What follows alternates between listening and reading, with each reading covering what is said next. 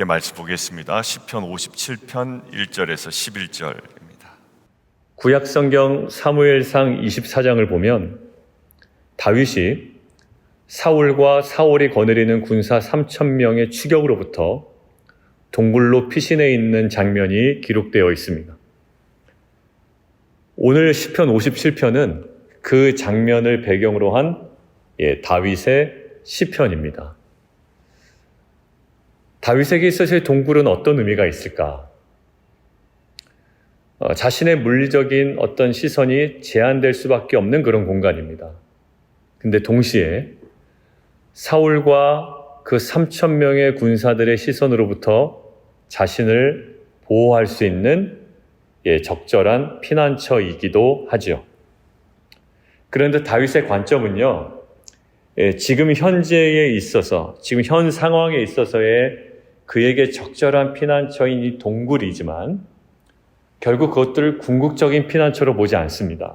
오늘 57편 1절을 보면 은혜를 베푸소서 은혜를 베푸소서, 결국 두 번이나 같은 간구를 반복했다라는 의미는 그만큼 간절하다라는 거죠. 간절한 간구로 나아가는데요, 그가 이렇게 고백합니다. 내 영혼이 주께로 피합니다. 그리고 주의 날개 그늘 아래서 이 재앙들이 지나가기까지 피하겠습니다 라고 이야기합니다. 그 절박한 상황 가운데 동굴을 차선책이긴 하지만 궁극적인 피난처로 삼지 않아요. 가장 궁극적인 피난처가 있습니다. 그것이 주님이시고 주의 날개 아래입니다 라는 거예요. 저와 여러분들, 또 우리 모든 사랑하는 자녀들이 이러한 고백이 있었으면 좋겠어요. 하다 보면 인생에 참 좋은 일도 있습니다. 그리고 자녀들 입장에서 보면 좋은 성적을 받을 때도 있고요.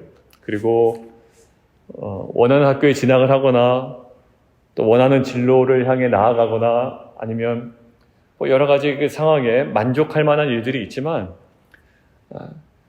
우리 자녀들의 인생에 있어서 가장 궁극적인 지점에 대한 갈망, 또 가장 궁극적인 은혜를 베푸실 그 하나님에 대한 갈망이 늘 끊이지 않았으면 좋겠습니다. 마치 다윗이 동굴에 피신해 있지만 거기를 궁극적인 피난처로 삼지 아니하고 늘 하나님 그 주님의 날개 아래를 소망하며 간구했던 것처럼 말이죠. 우리 모두가 이 땅에 정말 만족할 만한 것들이 있죠. 그 야곱도 그랬습니다. 그 세겜 땅에서 만족할 만했어요. 안주할 만했죠. 그러다 거기서 결국 그 디나의 강간 사건을 경험하게 되고 자기 아들들의 그 할례를 가지고 대적들을 죽이는 그런 어떤 피비린내 나는 여러 가지 절망적인 상황 가운데 야곱이 어디로 갑니까? 자기가 가야 할 궁극적인 지점, 베델로 돌아가잖아요. 거기서 회복을 경험합니다. 우리 안에 크고 작은 만족되는 지점들이 있습니다. 근데 여러분들 동굴에 만족하겠습니까? 그렇지 않죠. 현 상황에 있어서의 가장 적절한 대안은 될 수 있지만 가장 다윗에게 있어서의 궁극적인 피난처인 그 주님에 대한 갈망이 끊이지 아니했던 것처럼 우리에게도 그러한 갈망이 늘 우리의 간구로 나아가는, 그리고 표현되어지는, 그리고 누려지는 귀한 은혜가 있기를 주님의 이름으로 축원드립니다. 여러분들, 이러한 갈망이 있었던 다윗이 지금 하나님의 구원을 갈망합니다. 여러분, 동굴에서 평생 살 거 아니잖아요. 그러니까 결국 하나님의 구원이 필요합니다. 오늘 3절 보실게요. 그가 하늘에서 보내사 나를 삼키려는 자의 비방에서 나를 구원하실지라. 이것에 대한 확신이 있었던 거예요. 근데 이 확신이 지금 뒤에 연결된 이 문장이 우리에게 좀 의미하는 바가 있습니다. 자, 뒤에 한번 보실까요? 나를 구원하시겠대요. 그런데 그 구원하실 하나님이 그의 인자와 진리를 보내시리로다. 뭘요? 인자와 진리. 인자는요, 헤세드입니다. 여러 번 반복했고 이번에 또 우리 안 목사님 모셔서 함께 나눴습니다. 변함없는 사랑, 자비, 은혜, 충성, 신실함, 하나님의 그 헤세드, 그리고 에메트, 진실입니다. 헤세드와 그 진리, 참됨이죠. 여러분들 이게 하나님이 인자와 진리를 보내실 거래요. 우리를 구원하실 때. 변함없고 이 참된 하나님의 속성을 나타냅니다. 여러분들 헤세드와 에메트는요, 성경에서 하나님을 나타내는 대표적인 속성이에요. 다시요. 헤세드와 이 에메트는 성경에서 하나님의 속성을 하나님을 나타내는 대표적인 속성입니다. 여러분들 잠언을 잠깐 제가 볼 건데요. 잠언 3장 3절에 이렇게 나와 있습니다. 잠언 3장 3절입니다. 인자와 진리가 내게서 떠나지 말게 하고 그것을 내 목에 매며 내 마음판에 새기라. 여기 뭐라고요? 인자와 진리, 헤세드와 에메트가 나옵니다. 내게서 떠나게 하지 말래요. 내 목에 매래요. 그리고 내 마음판에 새기래요. 여러분들 우리 안에 필요한 것은요, 하나님이에요. 오직 유일하신 한 분 하나님입니다. 그 하나님을 경험하는 것이 뭘까? 변함없는 하나님의 그 은혜, 그 참되신 하나님, 그것을 우리의 목에 매고 마음판에 새기고 우리에게서 떠나게 하지 말라. 하나님의 정말 귀한 속성입니다. 여러분들 그리고요, 우리가 시편 40편에서도요, 그 하나님의 속성이 정확하게 나와 있습니다. 시편에 그 정말 기가 막힐 웅덩이와 수렁에 우리가 빠져 있습니다. 그런데 거기서 우리를 끌어올리실 겁니다. 내 걸음을 견고하게 하실 겁니다. 이렇게 얘기할 때 그 시편의 저자, 시편 40편에 이렇게 얘기합니다. 주님의 인자와 그 진리가 내게 있습니다. 10절에 보면 이렇게 되어 있습니다. 내가 주의 인자와 진리를 많은 회중들 가운데서 감추지 아니하였나이다. 여호와여 주의 긍휼을 내게서 거두지 마시고 주의 인자와 진리로 나를 항상 보호하소서. 여러분들 여기서 계속 반복되죠.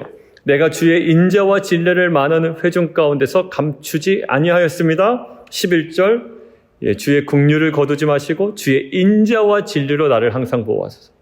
가장 어려울 때 그 시편의 저자를 붙들었던 게 있는데 하나님의 대표적인 속성 두 가지였어요. 인자와 진리였습니다. 그리고 이 하나님의 대표적인 속성이 누구에게서 나타나냐면 예수님에게서 나타납니다. 예수님을 바라본 요한의 고백입니다. 요한복음 1장 14절 말씀이 육신이 되어 우리 가운데 거하심에 우리가 그의 영광을 보니 아버지의 독생자의 영광이요 은혜와 진리가 충만하더라. 물론 이건 신약 성경이기 때문에 헬라어로 작성되어 있죠. 그러나 그 히브리어를 번역한 단어 동일한 단어입니다. 뭐가요? 은혜와 진리가 충만하대요. 누구에게? 예수 그리스도에게. 하나님의 대표적인 속성이에요. 가장 어려울 때, 가장 절망적일 때, 가장 구원이 필요한 자에게 하나님께서 나타나시는 방법이 인자와 진리로 나타나십니다. 변함이 없으시고 참되신 진리로 나타나신다라는 거예요. 여러분들 이스라엘 민족이 가장 어려울 때가 언제였나요? 애굽의 노예 상태로 있을 때, 그리고 애굽에서 나왔지만 광야에서 살아가야 되는 그 어려운 상황 가운데 있잖아요. 자, 그때 하나님께서 자신을 뭐라고 나타내셨나요? 출애굽기 34장에 이렇게 나와 있습니다. 시내산에서 하나님이 모세 앞으로 지나가시면서 이렇게 얘기해요. 여호와라 여호와라 자비롭고 은혜롭고 노하기를 더디하고 뭐가 많은 하나님이라? 인자와 진실이 진리가 많은 하나님이다. 거기도 헤세드와 에메트 동일한 단어가 사용되어 있습니다. 결국 하나님께서 가장 어렵고 지금 두려워하는 이스라엘 민족에게 인자와 진리를 선포하셨듯이 하나님은 우리에게도 동일하게 역사하십니다. 그리고 지금 다윗은 무엇을 붙잡고 있습니까? 하나님께서 그의 인자와 진리를 보내실 거래요. 그리고 그의 고백 보십시오. 이것이 계속 이어집니다. 10절, 무릇 주의 인자는 커서 하늘에 미치고 주의 진리는 궁창에 이르나이다. 주의 인자는 커서, 헤세드는 커서야 하늘에 닿고 주의 진리, 에베트는 궁창에 이릅니다. 여러분, 하나님께서 구원의 역사를 이루시는 하나님의 방법이자 대표적인 속성이고요. 이게 예수 그리스도에게서 온전히 드러났고요. 지금 우리가 가장 어려울 때 누리고 소망하며 붙들고 간구해야 되는 기도 제목인 줄 믿습니다. 사랑하는 성도 여러분, 아까 잠언 3장 3절에서도 하나님께서 우리 인생을 인자와 진리로 인도하고 계시다는 것, 생명처럼 소중히 여기라는 겁니다. 결국 우리의 인생 반드시 항상 하나님께로부터 시작되고 하나님으로 평가되고 하나님으로 인해 진행되어야 됩니다. 그 하나님의 긍휼과 참됨은 우리 안에 끊이지 않습니다. 오늘 어찌 보면 그 상황 가운데 안주할 수 있고 적절한 피난처 동굴 안에 있었던 이 다윗이 그의 물리적인 시선은 닫혀있지만 그의 영의 시선은 열려, 그리고 그 마음은 확정되어 싸우니 이제 뭐예요? 노래하고 찬송하겠다는 겁니다. 지금 주의 영광을 바라보고 있습니다.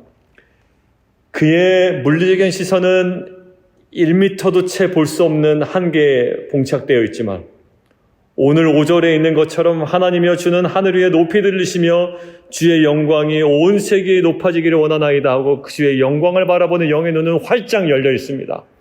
그리고 그는 그것들을 찬양하겠다고 이야기합니다. 만민 중에서 감사하고 문나라 중에서 주를 찬양하겠다고 합니다. 여러분들 아직 해결되지 않았습니다.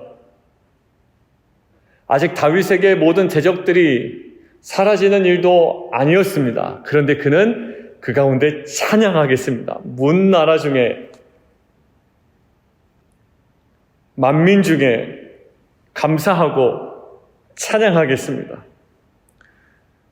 주는 하늘 위에 높이 들리실 겁니다. 주의 영광이 온 세계에 높아지기를 원합니다. 이 근거는 뭘까요?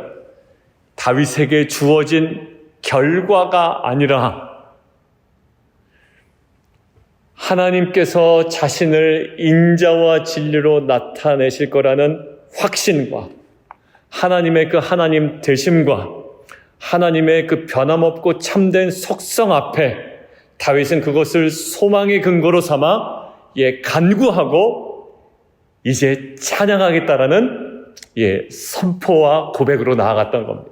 오늘 이러한 고백과 선포가 우리 가운데 있기를 원합니다. 아직 해결되지 않았어요. 어제도 우리 성도님들과 대화를 나누다 보니까 어려움 가운데 있는 제가 그거 가지고 금식하며 기도하겠습니다.